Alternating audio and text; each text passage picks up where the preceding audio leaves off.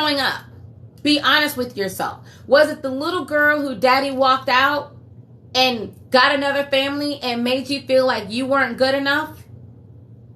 Or was it the real you? Was it the you whose mom is always criticizing you? Who no matter what you do, you don't feel good enough? Or was it the real you? Was it your insecurities, your expectations that he's just going to leave anyways? Or was it the real you? Was it the you that felt like you needed to play games, that you needed to be guarded so that this man doesn't know too much, so that you play the game, so that maybe he can prove to you or fulfill your ego or fulfill your need to feel worthy and pursue you? Who showed up? Was it the you who didn't feel safe because when you were a little girl, somebody hurt you?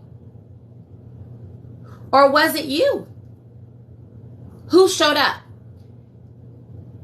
Or was it the people pleaser? The version of you who wanted to get this man to like you so bad that you became a version of you that wasn't even really you, hoping that he was going to fall for that. Who showed up?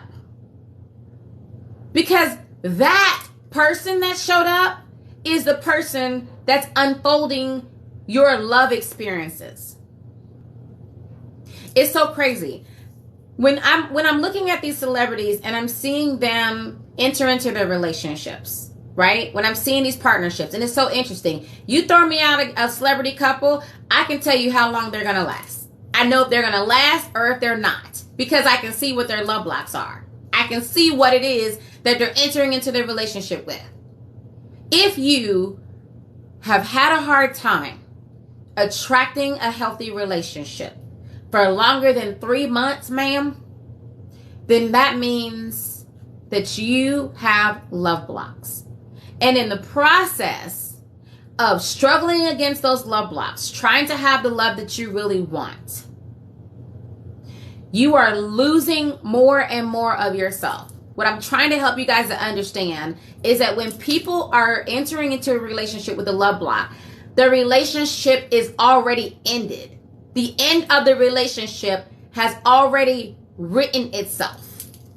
If you're getting into a relationship and it feels good in the beginning, and the version of you that's showing up, because understand that, listen, if you get into a relationship, the version of you determines the quality of the relationship.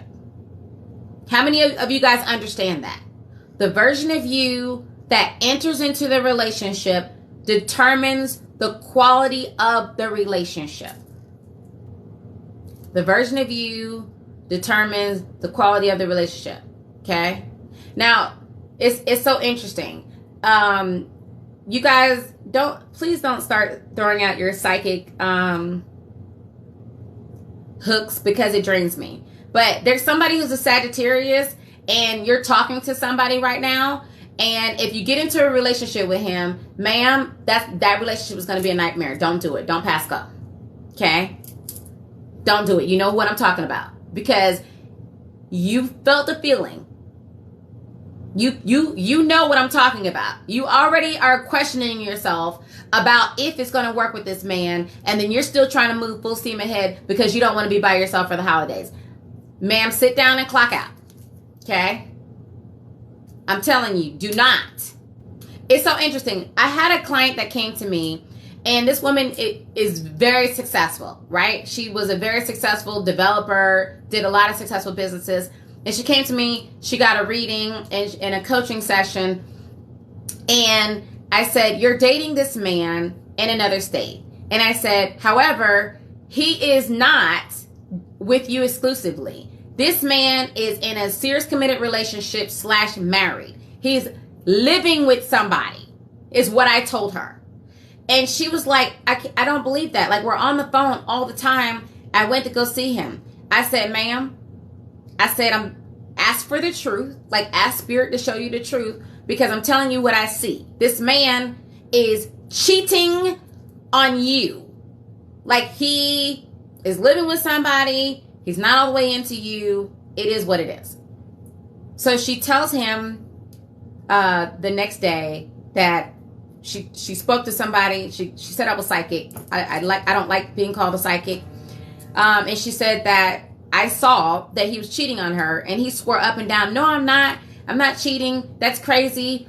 Why are you even believing a psychic anyway? And so she tried to ignore it. She tried to dismiss it. But she started doing some research. So she decided to go to the state where he was at. Y'all, how about this man was fully married? He had been living with his wife, or it was they were like an illegal partnership. What do you call that when people just legally get married because they're together for a long period of time? Hot mess, foolishness, garbage. They were in one of those, okay? The woman and her, common law, that's right. The woman and her ended up teaming up. They were talking. They ended up setting him up. The woman invited him to the house. He ended up coming out. It was all dramatic. I want to set you guys up for success. How do you set yourself up for success?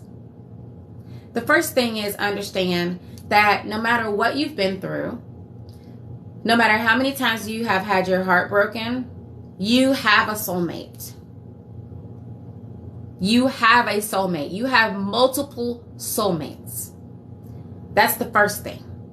Even though it looks like you might not ever meet your soulmate, you have a soulmate.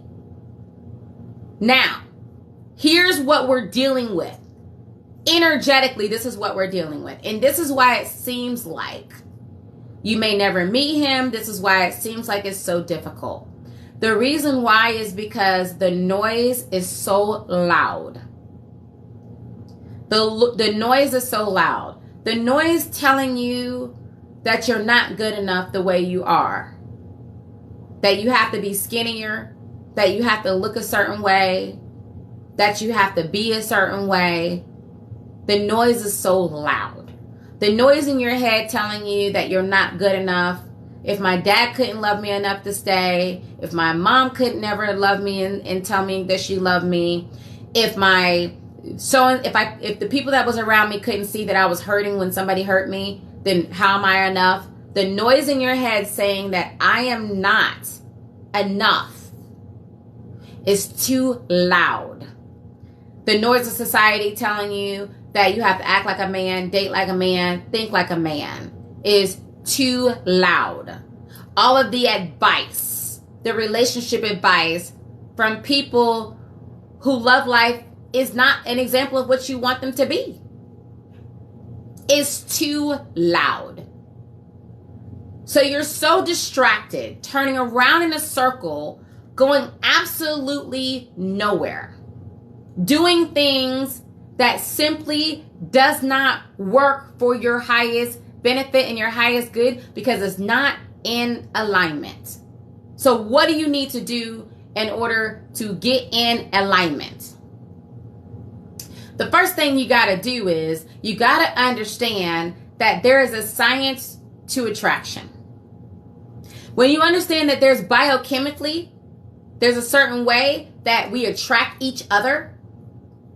Like for instance, if you met a man and you're not on birth control, and at first when you were talking to him, you felt like you was really attracted to him over the phone or FaceTime, you were really attracted to him, and then you met him in person and you simply sniffed his air, you smelled his pheromones, then immediately, because your body is registering his genetic makeup and seeing that there's an incompatibility because you guys are too genetically alike, then you will be turned off.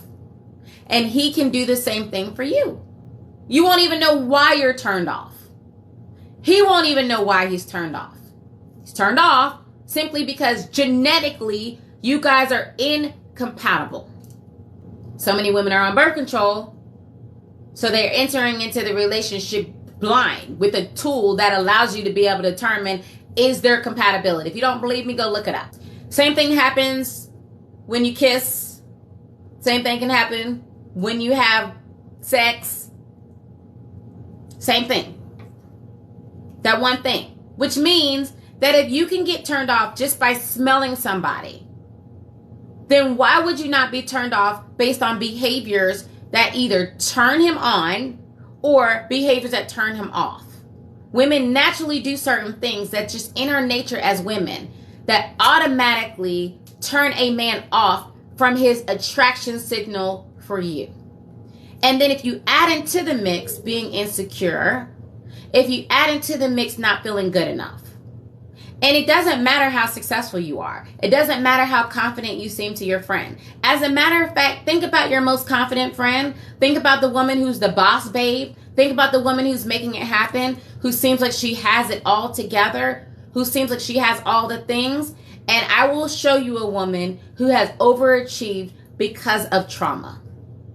I will show you a woman who has overachieved so that she can prove her worth, so that she could feel significant, so that she could be seen, because she wasn't seen by the people who she needed to really see her for her. So she got her sense of feeling significant, feeling important from her accomplishments. But she still feels empty inside. She still feels like something is missing. One of you guys, you just got into an argument with your mother yesterday. Like you had an argument with your mother yesterday because your mom is constantly saying these snide remarks. And even though, again, you seem like you have it all together, like the things that she says eats away at you. Here's the problem with that. Here's the problem with that version of you that keeps showing up. Because that's not really you, first thing. Okay? That's not you. So then, if that's the version of you that's showing up in your relationships, and that's not you, then you're attracting a man who can't really love the real you. He's not the match for you. He is incapable of loving you for you.